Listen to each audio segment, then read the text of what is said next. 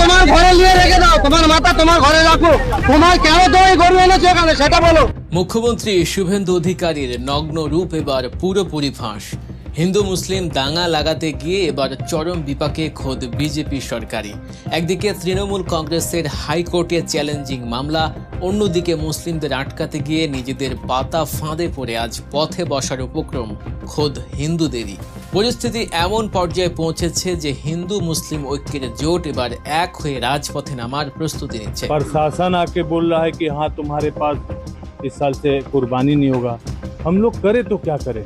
আজকে ভোটে জেতার পর এইটা যদি এক মাস পরে নিয়মটা লাগু করতো তাহলে আমরা সব সাইড হয়ে যেত। যে গরু দুধ দেয় না সেই গরুগুলোকে রেখে বসে খাওয়াতে পারছি না।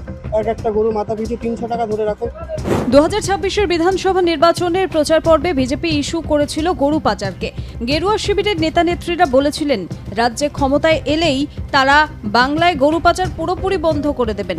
ক্ষমতায় এসেই মুখ্যমন্ত্রী শুভেন্দু অধিকারী বেআইনি গরুর ব্যবসা বন্ধ করতে একাধিক পদক্ষেপ নিয়েছেন। শুধু ব্যবসা নয়, গোমাংস নিয়েও রয়েছে একাধিক নির্দেশিকা। গরু পাচার রোধে প্রশাসনিক মহলে স্পষ্ট বার্তা দেওয়া হয়। বলা হয় বেআইনি গরু হাট কোনোভাবেই চলতে দেওয়া যাবে না। ওই হাটগুলোর উপর নজরদারি রাখতে হবে, যাতে কোনো বেআইনি হাট খোলা না থাকে সেদিকে নজরদারি বাড়াতে হবে, এমনটাই নির্দেশ দেওয়া হয়েছে।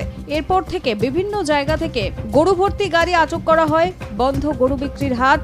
এর ফলে বিপাকে খাটাল ব্যবসায়ীরা। তাদের খাটাল ভর্তি গরু, যে গরু দুধ দিতে পারে না সেই গরু বিক্রির জন্য আগাম টাকাও নিয়েছেন কেউ কেউ। এবার তাদের ভবিষ্যৎ কি? বাড়ির মহিলাদের গয়না বন্ধক রেখে ব্যবসা করছেন। সেই ব্যবসার উপর হঠাৎ করে অন্ধকার নেমে আসায় মাথায় হাত খাটাল ব্যবসায়ীদের। তাহলে অতএব গরুগুলো কোথা থেকে আমরা বিক্রি করবো, তার গরুগুলো কোথায় রাখবো? তাহলে সরকার ব্যবস্থা করুক, যে গরুর দুধ দিচ্ছে না তাদেরকে নিয়ে যাওয়ার ব্যবস্থা করুক। আর আমাদের তার পরিবর্তে আমরা তো গরু বিক্রি করে হাফ পুঁজি পাই এবং তার মধ্যে আবার নতুন করে পুঁজি দিয়ে গরু কেনা হয়। তাহলে সেই গরু তো কেনার পুঁজি তো নষ্ট হচ্ছে। তাহলে সরকারকেও আমাদের থেকে হাফ পুঁজি দিয়ে যতটা দামে আমরা গরু কিনেছি সেই টাকা দিয়ে আমাদের পরবর্তীকালে গরু নিয়ে যেতে হবে এবং পুঁজির ব্যবস্থা করতে হবে। পথে বসেছেন। নিজেদের পাতা ফাঁদে নিজেরাই আটকে গিয়ে পশ্চিমবঙ্গের বিজেপি নেতৃত্ব, বিশেষ করে নতুন মুখ্যমন্ত্রী শুভেন্দু অধিকারী এখন তার নিজ দলের কট্টর সমর্থকদেরই তোপের মুখে। একদিকে মুসলমানদের এক অভূতপূর্ব নীরব বয়কট, অন্যদিকে সর্বশান্ত হিন্দু খামারিদের হাহাকার। আর এই দুয়ের মাঝে পড়ে ভারতের অভ্যন্তরীণ রাজনৈতিক দেউলিয়াতের চরম মূল্য চোকাতে যাচ্ছে বাংলাদেশের দেশীয় পানি সম্পদ খাত। আন্তর্জাতিক বাণিজ্যের দিকে একবার চোখ রাখলেই ভারতের চরম দ্বিমুখী নীতির আসল চেহারা উন্মোচিত হয়। বর্তমান বিশ্বে গরুর মাংস রপ্তানিতে ভারত দ্বিতীয় বৃহত্তম পরাশক্তি। প্রতি বছর হাজার হাজার টন মাংস বিশ্ববাজারে সরবরাহ করে তারা নিজেদের কোষাগারে জমা করেছে বিলিয়ন বিলিয়ন ডলার। অথচ দেশের ভেতরে ঠিক কুরবানির ঈদের আগ মুহূর্তে তাদের ধর্মনিরপেক্ষতার মুখোশ খসে পড়ে। পশ্চিমবঙ্গের রাজ্য সরকার এবং বিজেপি নেতাদের প্রত্যক্ষ মদদে হঠাৎ করেই গবাদি পশু জবাইয়ের ওপর চাপিয়ে দেওয়া হয়েছে এক অমানবিক এবং সম্পূর্ণ রাজনৈতিক উদ্দেশ্য প্রণোদিত আইন। পুরনো এক জংধরা নিয়মকে ঢাল হিসেবে ব্যবহার করে ফরমান জারি করা হয়েছে 14 বছরের নিচে কোনো গরু বা মহিষ জবাই করা যাবে না। শুধু তাই নয়, এই পুরো প্রক্রিয়াটি সারতে হবে শুধুমাত্র সরকারের নির্ধারণ করে দেয়া নির্দিষ্ট কসাইখানায়। মুখ্যমন্ত্রী শুভেন্দু অধিকারী ক্ষমতায় আসার পর থেকেই পশু কোরবানির উপর একের পর এক আজগুবি কড়াকড়ি আরোপ করে আসছেন। 1950 সালের পশ্চিমবঙ্গ পশু জবাই নিয়ন্ত্রণ আইনকে নতুন করে ঢাল হিসেবে ব্যবহার করছে বর্তমান সরকার। গত 13ই মে রাজ্য সরকারের স্বরাষ্ট্র দফতর থেকে জারি করা এক কড়া নির্দেশিকায় বলা হয়েছে, ষাঁড়, বলদ, গরু, বাছুর বা মহিষ জবাইয়ের আগে অবশ্যই পশুর ফিট সার্টিফিকেট বা সুস্থতার সনদ নিতে হবে পঞ্চায়েত বা পৌরসভার কাছ থেকে। শুধু তাই নয়, আইনের দোহাই দিয়ে বলা হচ্ছে 14 বছরের বেশি বয়সী বা বার্ধক্যজনিত কারণে অক্ষম, স্থায়ীভাবে পঙ্গু বা নিরাময়ের অযোগ্য রোগাক্রান্ত গবাদি পশু ছাড়া অন্য কোনো সুস্থ পশু কেনা, বেচা বা জবাই করা যাবে না। ইসলামী শরীয়ত অনুযায়ী কোরবানির পশু হতে হয় সম্পূর্ণ সুস্থ ও ত্রুটিমুক্ত। আর শুভেন্দু অধিকারীর সরকার যে শর্ত জুড়ে দিয়েছে তাতে কোনো সুস্থ পশু কোরবানির যোগ্যই থাকছে না সরকারি খাতায়।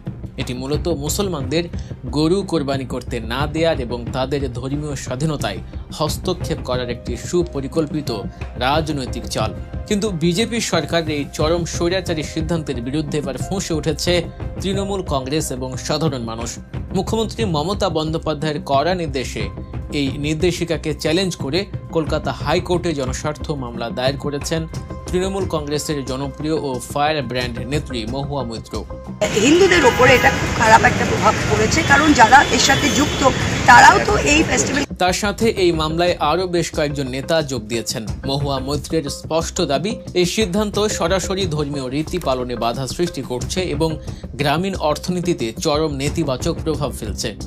ঈদের আর মাত্র কয়েকদিন বাকি, হাতে সময় খুবই কম, আর তাই দ্রুত এই নির্দেশিকা বাতিলের জন্য তিনি হাইকোর্টে জোর আবেদন জানিয়েছেন।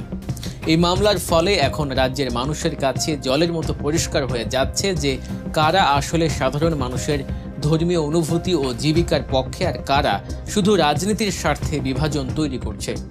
মহুয়া মৈত্রীর এই সাহসী পদক্ষেপের পর নদিয়ার করিমপুর থানায় তার বিরুদ্ধে বিজেপি উস্কানিমূলক মামলা করলেও সাধারণ মানুষ কিন্তু তৃণমূল নেত্রীর পাশেই দাঁড়াচ্ছে। সবচেয়ে আশ্চর্যের বিষয় এবং চরম হাস্যকর ব্যাপার হলো মুখ্যমন্ত্রী শুভেন্দু অধিকারীর নির্লজ্জ দ্বিমুখী নীতি।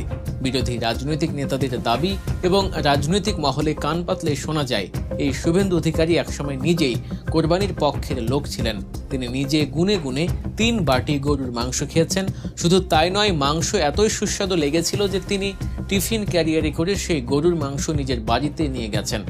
এই শুভেন্দু কুরবানির দিনে 3 বাটি গরুর গোশত খেয়ে। আর আজ যখন তিনি ক্ষমতার মগ ডালে মুখ্যমন্ত্রী পদে বসেছেন, তখন সম্পূর্ণ ভোল পাল্টে একেবারে বিজেপির উগ্র হিন্দুত্ববাদী আদর্শকে বাস্তবায়ন করতে মরিয়া হয়ে উঠেছেন। তার এই হিন্দুত্ব প্রেমের মূল লক্ষ্যই হলো হিন্দু ও মুসলিমদের মধ্যে একটি বড় ধরনের সাম্প্রদায়িক দাঙ্গা লাগানো। কিন্তু বাস্তবে দেখা যাচ্ছে তার এই উগ্র চালে মুসলিমদের পাশাপাশি চরম ক্ষতির মুখে পড়ছেন খোদ হিন্দু ব্যবসায়ীরা। সাধারণ হিন্দুদের ক্ষোভ এখন আগ্নেয়গিরির মতো উপরে পড়ছে খোদ মুখ্যমন্ত্রীর উপর। এই কড়াকড়ির বিরুদ্ধে কড়া হুঁশিয়ারি দিয়েছেন আমজনতা উন্নয়ন পার্টির বিধায়ক এবং সাবেক তৃণমূল এমপি হুমায়ুন কবির। বাবরি মসজিদ ইস্যুতেও তিনি একসময় আলোচনার কেন্দ্রবিন্দুতে ছিলেন। এবার তিনি নিজের দল থেকে 2টি আসন নিয়ে বিধায়ক নির্বাচিত হয়ে নিজস্ব শক্তি প্রমাণ করেছেন। তিনি মিডিয়ার সামনে হুঙ্কার দিয়ে সাফ জানিয়ে দিয়েছেন, সরকার আইন করে মুসলিমদের গরু খেতে নিষেধ করতেই পারে, কিন্তু আমাদের কোরবানি কোনোভাবেই বন্ধ হবে না। 1400 বছর ধরে যে রীতি চলে আসছে তা পৃথিবীর অস্তিত্ব থাকা পর্যন্ত চলবে। হুমায়ুন কবিরের এই বলিষ্ঠ অবস্থান প্রমাণ করে যে মুসলিম সমাজ তাদের ধর্মীয় অধিকার রক্ষায় কতটা বদ্ধপরিকর। অন্যদিকে বিজেপি সরকারের এই সাম্প্রদায়িক ফাঁদ বুঝতে পেরে ফুরফুরা শরীফের পীরজাদা তোহা সিদ্দিকী এবং নওশাদ সিদ্দিকীর মতো প্রভাবশালী মুসলিম নেতারাও মুখ খুলেছেন। তারা এক অভাবনীয় রাজনৈতিক চাল চেলেছেন।